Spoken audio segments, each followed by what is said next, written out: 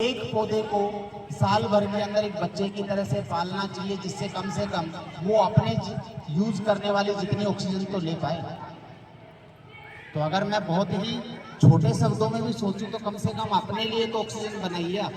और वो ऑक्सीजन तभी पॉसिबल है जब हम सब लोग, आपके पेरेंट्स ने आपको जैसे पाला हुआ है वैसे ही हम हर बच्चा, मैं और आप इन पौधों को पालें और साथ में उनके द्वारा फ्री ऑफ कॉस्ट जो ऑक्सीजन, कार्बन डाइऑक्साइड एमिशन को बैलेंस करना और इसके अलावा फ्रूट, वेजिटेबल्स और ग्रेन्स प्रोवाइड किए जाते हैं, उनके लिए उनके शुक्रिया अदा करने के सिवाय हमारे पास कुछ नहीं है। Because all food chains are going through autotrophic chain, और ऑटोट्रॉफ्स की प्रॉपर्टी केवल और केवल फूड प्रिपरेशन ग्रीन प्लांट्स में।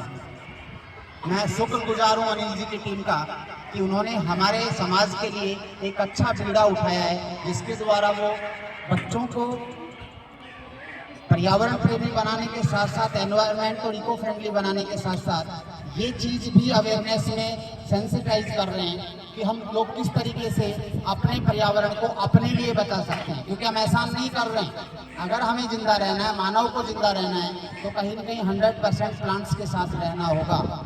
और इस काम के अंदर बहुत सारे एनजीओज फ्री ऑफ कॉस्ट काम कर रहे हैं। अनिल सर की टीम भी उसी में से एक है।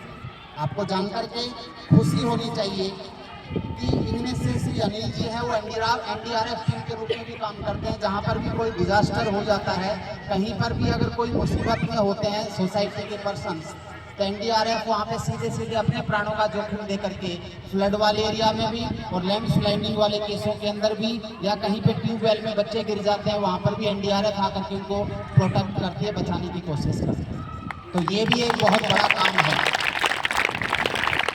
इसी के साथ में सेकंड मेंबर हमारे यहाँ पे जो योगेश कालिया जी, विजय जी और सुमेर कस्बा जी को विशेष रूप से मैं कहना चाहूँगा कि एज ए आर्मी मैन होने के साथ साथ वो पहले से देश और समाज की सेवा कर रहे हैं।